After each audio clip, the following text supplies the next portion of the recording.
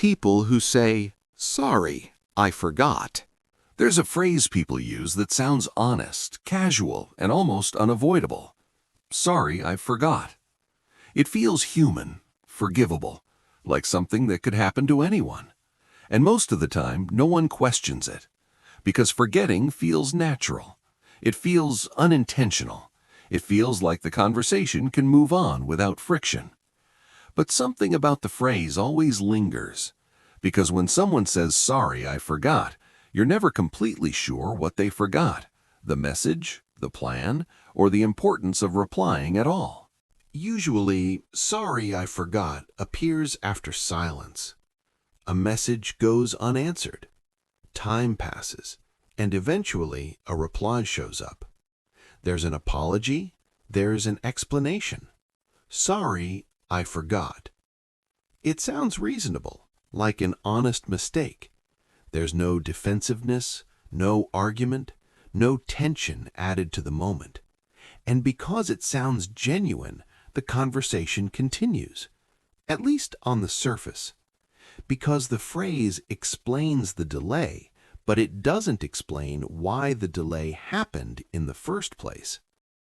The problem is that "sorry, I forgot" doesn't always happen once. It happens again, and then again. Messages are missed, plans are delayed, follow-ups never come. And every time, the same phrase appears, not as an explanation, but as a reset. It wipes the slate clean without addressing the pattern behind it. Over time, the words stop feeling accidental and start feeling familiar, because forgetting once is human. Forgetting repeatedly becomes a habit, and habits quietly shape how conversations feel. For the person waiting, "Sorry, I forgot" creates a strange mix of emotions. There's relief because the silence finally ended, but there's also confusion. You don't know if the message was forgotten or deprioritized. You don't know if it's worth following up again, or if that would just restart the same cycle. Because nothing was said out loud. The phrase closes the moment politely, but it leaves the uncertainty intact. And over time, that uncertainty becomes exhausting. Most people don't say, "Sorry, I forgot," to be careless. They say it because it feels easy. It avoids confrontation. It avoids awkward explanations. And it avoids admitting that something wasn't a priority. Forgetting sounds accidental. It sounds harmless. And because of that, it rarely gets questioned. The phrase becomes a way to move forward without reflecting on what was missed. In a world full of distractions, forgetting feels understandable, even when it happens consistently.